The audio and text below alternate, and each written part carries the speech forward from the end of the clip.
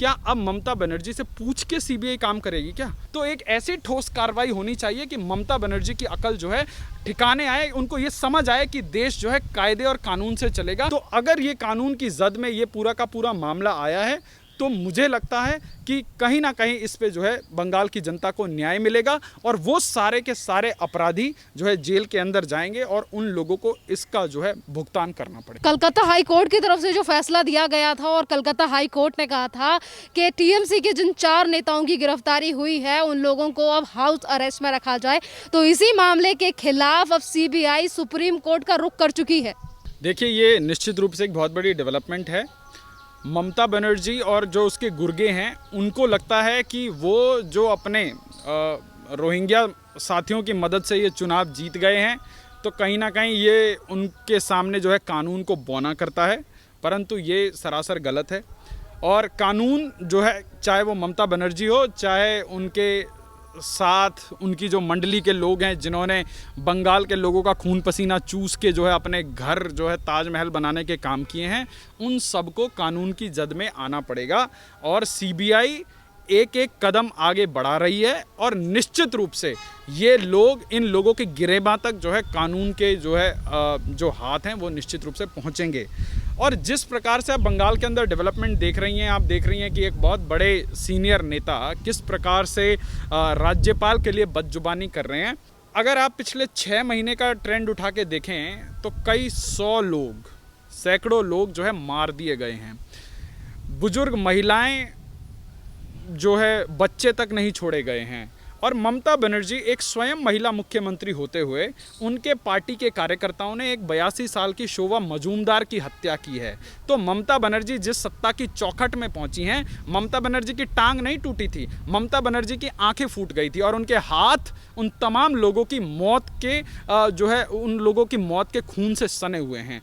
जहां एक मुख्यमंत्री को इतना संवेदनशील होना चाहिए था कि कम से कम, चलिए मान लेते हैं कि एक राजनीतिक हिंसा हुई है, इर्रेस्पेक्टिव ऑफ पार्टी पॉलिटिक्स, आपको उन महिला के प्रति कुछ तो संवेदना दिखानी चाहिए थी। चलिए, पब्लिक की आंख में धूल झोंकने को सही आपको कार्रवाई करनी चाहिए थी, आपने नहीं करी। आपने देखा कैसे बंगाल के चुनाव के वक्त जब केंद्रीय फोर्स के ऊपर जो है अतिक्रमण हुआ और उनकी गोली में जो लोग मरे, तो ममता बनर्जी की प्रायोरिटी सिर्फ एक संप्रदाय विशेष के लोगों के लिए थी। वो उस संप्रदाय विशेष के लोगों के लिए गई, पर जो और भाजपा का कार्यकर्ता उसमें मारा गया, जो एक हिंदू मारा गया, उसके पास ममता बनर्जी या ममता बनर्जी का कोई व्यक्ति नहीं पहुंचा। और तब से लेकर आज तक गंगा में बहुत पानी बह चुका है और ममता बनर्जी की निरंकुशता बंगाल की जनता देख रही है।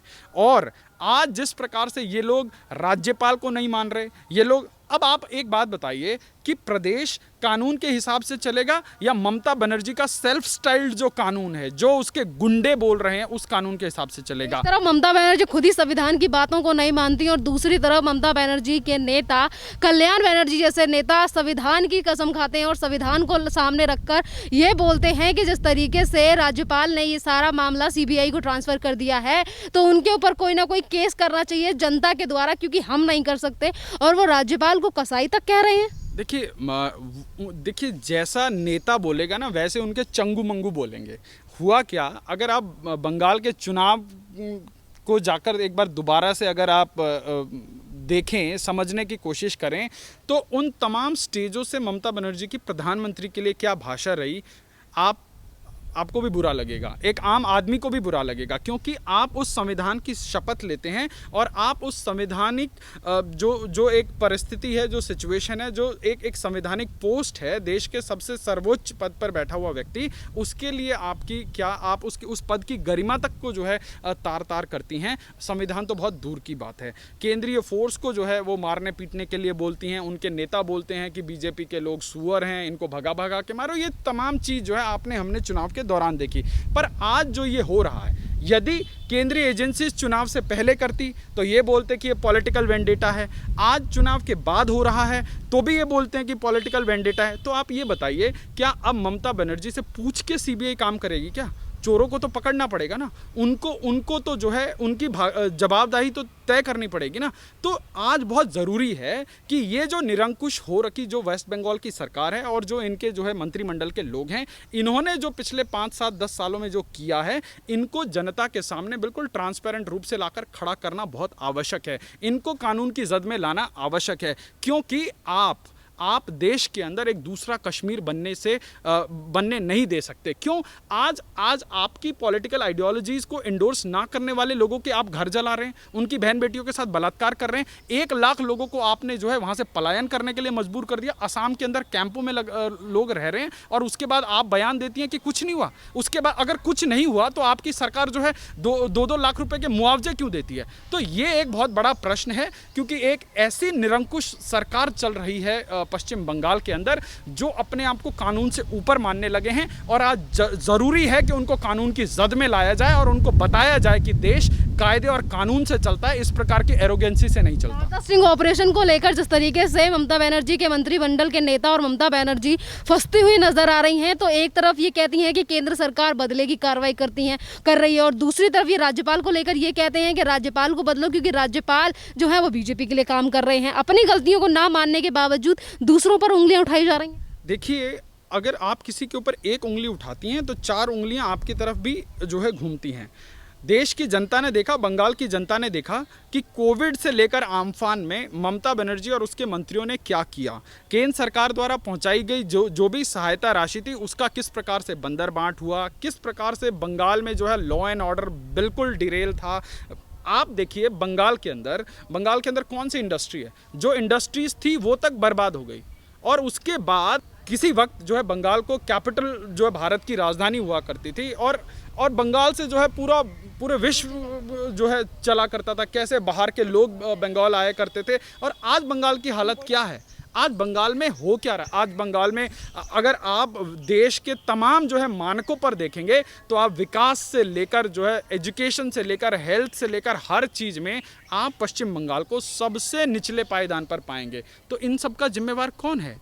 इसकी जिम्मेवारी तय होनी चाहिए कि नहीं होनी चाहिए? ठीक है, आपने चुनाव जीत लिया, इसका मतलब ये नहीं कि आपने जितना भ्रष्टाचार किया है, आपके रिजीम में जितनी पॉलिटिकल किलिंग्स हुई हैं, वो सब माफ़ कर दी जाएंगी। क्यों? क्योंकि एक व्यक्ति की जो हत्या हुई है उसकी जिम्मेवारी कहीं ना कहीं तय होती है, और आप एक मुख्यमंत्री होने के नाते आपको वो जिम्मेवारी लेनी पड़ेगी। ममता बनर्जी की और मुश्किलें कितनी ज़्यादा बढ़ने वाली हैं, क्योंकि अगर सीबीआई सुप्रीम कोर्ट की तरफ गई है तो सुप्रीम कोर्ट में तो पहले से भी और भी ज़्यादा याचिका पड़ी हुई है सरकार के खिलाफ। देखिए, हमारे देश का जो कानूनी सिस्टम है निश्चित रूप से वो थोड़ा सा कॉम्प्लेक्स है। तारीख पे तारीख आपने कई फिल्मों के डायलॉग सुने होंगे, तो ये कहीं ना कहीं थोड़ी सी कॉम्प्लेक्स सिचुएशन है। ऊपर से कोरोना की मार है।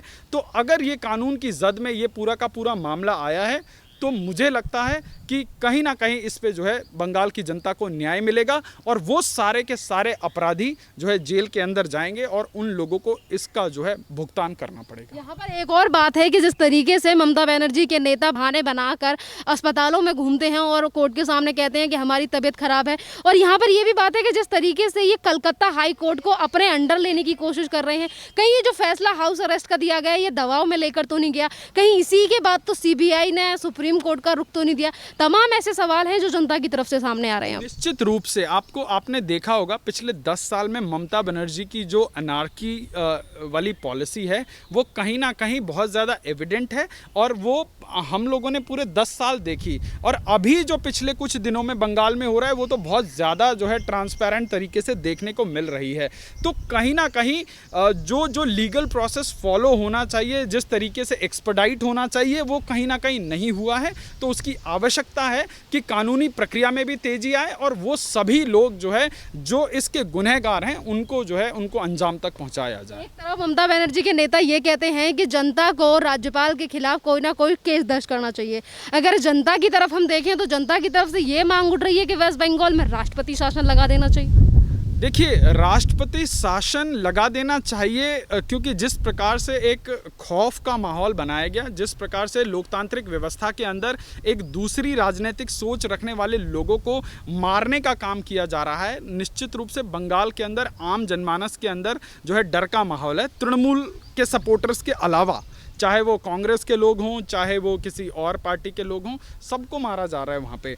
आपने देखा होगा सीपीआईएम के कार्यकर्ताओं के ऊपर अटैक हुआ, कांग्रेस के कार्यकर्ताओं पर अटैक हुआ, बीजेपी के कार्यकर्ताओं पर तो सबसे ज़्यादा अटैक हुआ, कई लोग मारे गए, रोज़ एक न एक कार्यकर्ता की मौत की खबर आ रही है। निश्चित रूप में ये जो है बहुत ही हृदय विदारक जो है घटना है और इसकी जितनी निंदा की जाए उतनी कम है, परंतु निंदा करने से जो है लोगों की जानें वापस नहीं आएंगी, लोगों का जो है जो त्रास है वो कम नहीं होगा। इसके ऊपर जो है एक कंक्लूसिव कार्रवाई होनी चाहिए, क्योंकि मुझे लगता है कि अगर राष्ट्रपति शासन की ओर जाएंगे तो 6 महीने के अंदर इस देश के इकोसिस्टम में बैठे हुए जो इनके लोग हैं वो कहीं ना कहीं से जो है इनको ऑक्सीजन देते हैं और बचा लेते हैं। तो एक ऐसी ठोस कार्रवाई होनी चाहिए कि ममता बनर्जी की अकल जो है ठिकाने आए, उनको ये समझ आए कि देश जो है कायदे और कानून से चलेगा। जो बाबा साहेब अंबेडकर के कानून की आप बार बार दुहाई देते हैं, आपको उस कानून से चलना पड़ेगा, ना कि अपनी एरोगेंसी से। धन्यवाद सर।